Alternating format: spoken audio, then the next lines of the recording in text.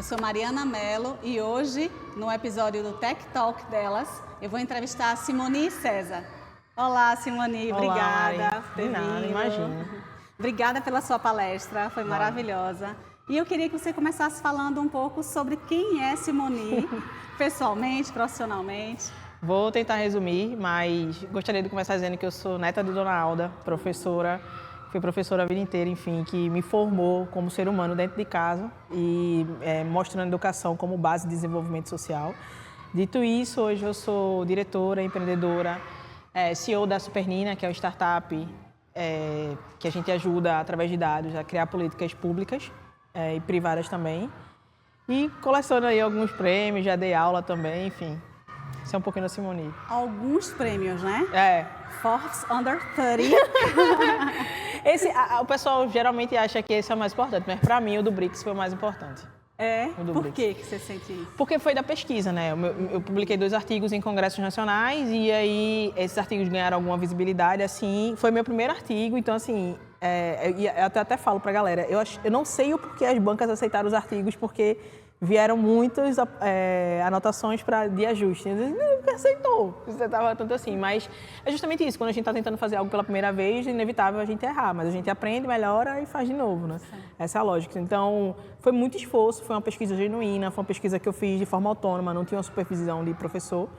E foi algo que começou crescendo, ganhou esses 2, foi aprovado em 2 congressos nacionais, posteriormente eu ganhei o prêmio da Academia Brasileira de Ciências e o prêmio incluía indicação para o BRICS. Então foi a primeira vez que eu pude representar o Brasil e logo num evento de bloco econômico. Então foi muito marcante para mim. Realmente incrível. E em toda a tua fala, você consegue conectar educação, estudo, a tua base familiar. Como foi isso de você partir do meio educacional, escrever um artigo, ter a tua plataforma? Como é que se conectou tudo isso na tua história? Para a gente que nasce pobre, o único meio da gente ter mobilidade social é através da educação. É chave, não tem como a gente negar isso, etc. E minha avó sempre pontuou isso, assim, se você quiser algo melhor na sua vida, tem que estudar, não tem para onde ir. Mas não era no sentido de pressão, você tem que se formar, você ganhar... Assim, o que é que você vai ser quando você crescer, sabe? Eram perguntas corriqueiras que fazia isso. E, por um outro lado, trouxe essa questão da consciência, mas trouxe também, aguçou também minha curiosidade. Então, sempre, até hoje, me considero muito curiosa, assim. Minha avó sempre falava, tudo essa menina é por quê? Por quê? Por quê? Enfim, e aí eu acredito que isso, quando eu ingressei na universidade, vim tendo esse background, né? Minha mãe foi cobradora de ônibus, cresci na periferia, meu vizinho também foi cobrador, sofreu um assalto, ficou na cadeira de rodas, levou um tiro, ficou na cadeira de rodas. Então, eu cresci entendendo o que o emprego da minha mãe implicava. Não é isso, não estou querendo romantizar o processo, não quero que nenhuma criança passe por isso que eu passei assim, mas foi curioso como eu chego no mercado de trabalho, né?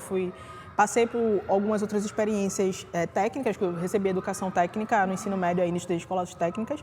Quando eu entro na Universidade Federal, um dos meus primeiros estágios foi na administradora de frota de ônibus. Então, eu fazia eu trabalhava na garagem, no TIP, trabalhava ali no TIP. Trabalhava no meio daquele mar de ônibus, trabalhava do lado do saque. Então, eu sabia de muitas denúncias que chegavam, eu sabia que, infelizmente, para o meu setor, não virava nem tabela no Excel.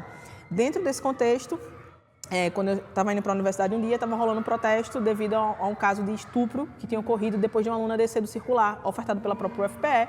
E aí foi quando eu disse assim, cara, não é um problema que minha mãe sofreu, que eu sofro diariamente, porque dentro desse período eu pegava 6 ônibus e 2 metrô todo dia para me deslocar trabalho, faculdade e casa.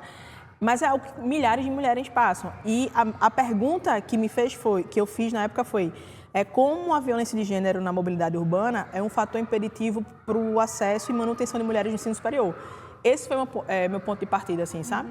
E aí eu quis entender esse fenômeno porque eu vi na prática, eu cursei menos disciplinas nesse semestre, a vítima desistiu do curso, várias outras colegas não queriam ficar no campus até tarde. Mano, a gente estava pensando em estratégia de como acessar o campus, assim, usar canivete. E aí, na época, agora tudo isso foi muito de forma empírica, sabe? Não foi assim, vou usar tal metodologia ou coisa do tipo. Eu estava lendo um livro na época que é A Cultura da Convergência, do Henry Jenks. E aí ele chama o celular de eletrônico canivete suíço. E a menina, quando falou que estava andando no canivete, me chamou muita atenção. Eu disse, pô, que loucura, né, velho? Tipo, eu estou na faculdade, eu estou andando no canivete. Não...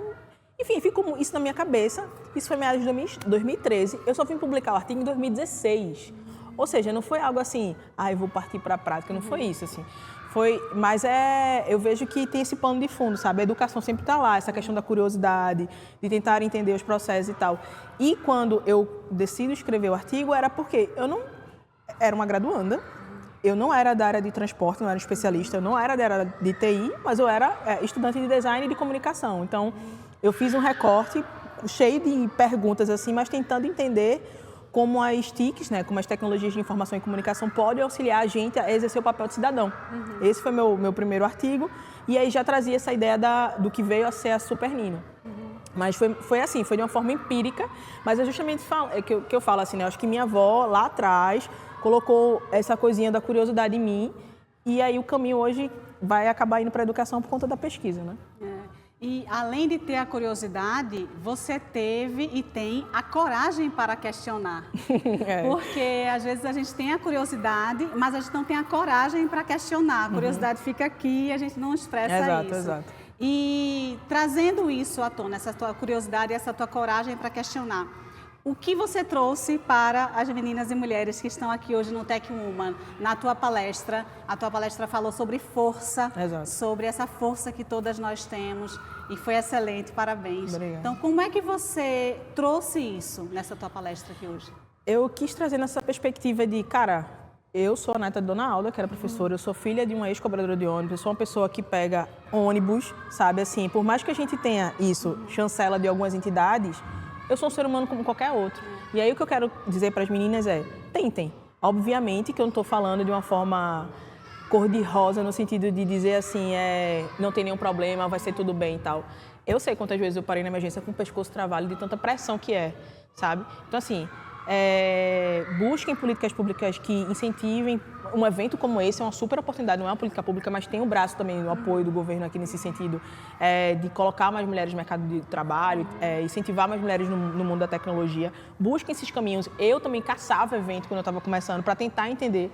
Cara, eu venho de um lugar que eu não falava inglês, então assim, o que é pitch deck para mim, sabe? O que é, sei lá, tipo, investing, coisas do tipo venture capital, isso não era um vocabulário para mim.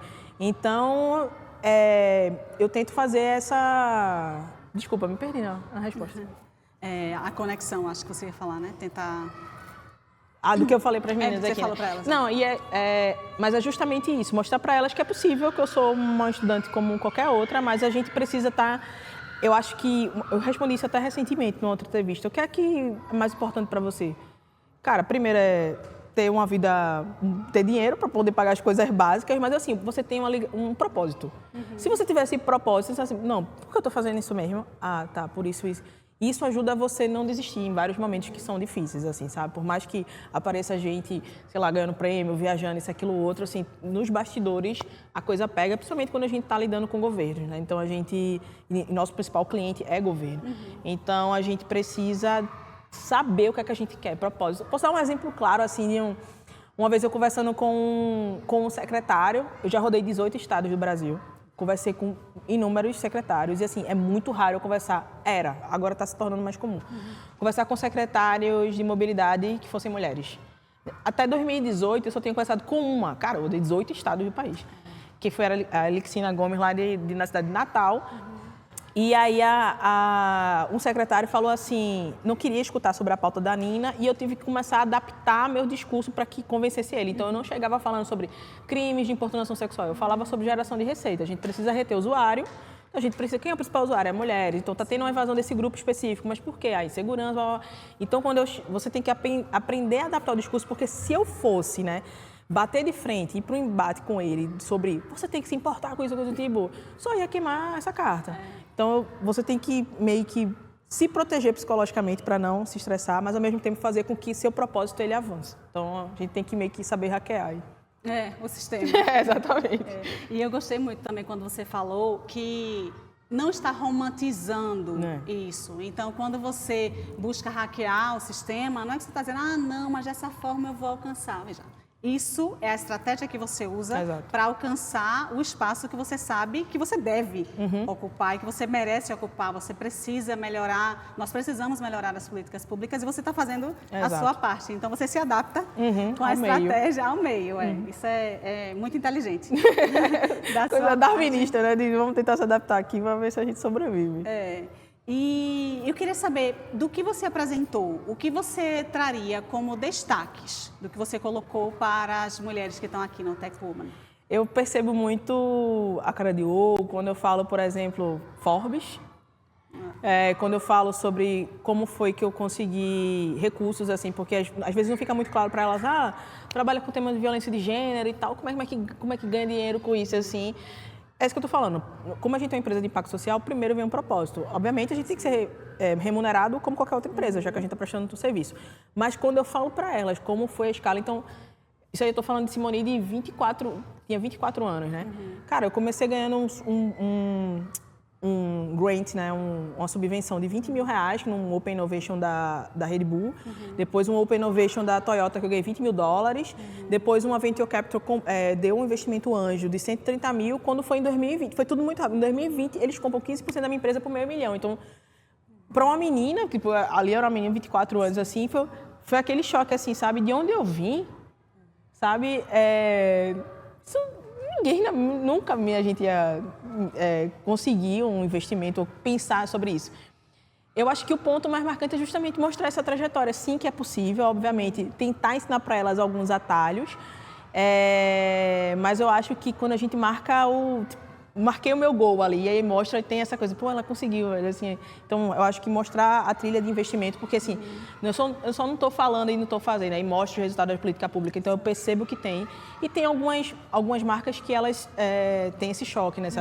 A Forbes traz muito isso, essa coisa de, nossa, empreendedor de sucesso, ou coisa do tipo.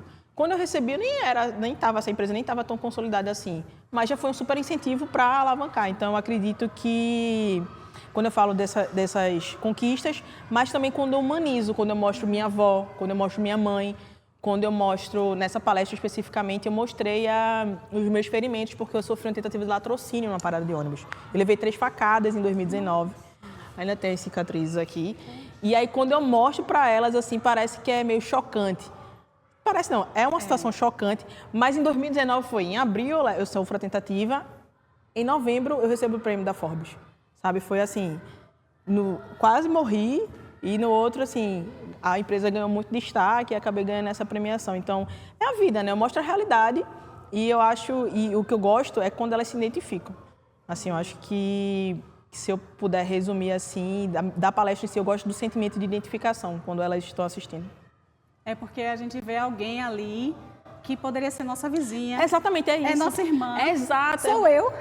Exatamente. Que posso estar ali. Exato, é isso que eu falo. Pô, você pode, sabe? Porque a gente fica assim, não, porque eu não vou ter tempo e tal. Minha irmã. Eu faço assim, bora lá pro evento e tal. Não, menina, eu tenho roupa para lavar, não sei o que. Entendeu? Aí eu falo assim, a gente precisa, eu entendo todos esses afazeres domésticos, etc., mas a gente precisa também um pouco de teimosia. Que era uma coisa que a minha avó falava, você é muito teimoso. Teimosia. Então, acho que a gente precisa de curiosidade e teimosia. A Mi Klink fala que, eu sei que estamos entre mulheres, mas vou citar um homem. E aí ele fala que entre a ousadia e a loucura tem uma diferença, né? Uma linha tênue. Quando dá certo, você é ousada. Se der errado, você era louco. Você é ousada. Não, tem uma amiga minha, nossa, tu me lembrou de um negócio. Tem uma amiga minha, ela já estava no doutorado de engenharia eletrônica na UFCG, que é referência na área e tal. E aí eu vi que uma agência de fomento, acho que foi o CNPq, não lembro agora na época, abriu um edital. Eu disse, pô, dá para escrever isso aqui e tal. Isso, graduando e tal, não sei o quê. Só que exigia no mínimo mestrado. Aí eu falei, amiga, escrevi. Eu disse, submete para mim. Porque eu preciso. Ela leu, ela diz assim, tu leu? Tu tem certeza do que tu vai? Mas eu disse, cara, tipo, às vezes eu não sei se é ignorância, porque a ignorância também é uma bênção, né? Eu não sei se ela entendeu a complexidade da coisa, mas ela falou isso, assim, pra mim, de que... E esses meus amigos também me ajudam muito, assim, de trazer assim, velho, isso aqui é um pouco difícil de fazer, sabe? Mas a gente consegue, sabe? Com articulação, não sozinha. Tem uma super rede de amigos que me ajudaram desde fazer o MVP, até em articulações com grandes governos. E amigos que eu continuo fazendo e quero também ser ponte para que outras mulheres, principalmente meninas de onde eu vim, possam alcançar e realizar os seus sonhos. Excelente, Simone. Muito obrigada, Simone. Tu podes, por favor, deixar uma última mensagem para as meninas e mulheres que nos acompanham aqui no Tech Woman? Posso, vou olhar para aquela câmera ali para falar diretamente. para as meninas, toda vez que me pedem isso, principalmente em alguma palestra, eu fico, cara, eu não sei se eu quero dizer alguma coisa, porque durante muito tempo, passar pelo processo de empreendedorismo era um lugar que eu não tinha outras pessoas para me identificar, e eu não estou falando só de gênero, eu falo de regionalidade também, porque muitos desses processos eram em São Paulo, enfim, o meu sotaque era mal visto, na verdade, então passei por diversas situações que têm um peso psicológico. Então, se eu puder sinceramente dizer, eu sei que acesso a serviços de saúde mental ainda é um privilégio, mas se forem entrar nessa área, busquem sim serviços de saúde mental para você se manter. Porque não basta eu falar assim, submete a teu edital, faz tal coisa, porque em muitos momentos você vai estar sozinha. Você vai estar sozinha e você precisa estar bem consigo mesma para conseguir trilhar esse caminho. Então, procurem serviços de saúde mental e aí vocês fazem o que vocês quiserem. Eu incentivo muito que vocês tirem suas ideias de papel, mas se protejam. E aí é essa a melhor mensagem que eu posso dizer pela minha experiência. Muito bom, muito bom. Obrigada, de Obrigada. verdade. Valeu, muito Mariana. bom, sucesso. Valeu, obrigado. Esse foi mais um episódio do Tech Talk delas. Escute o próximo.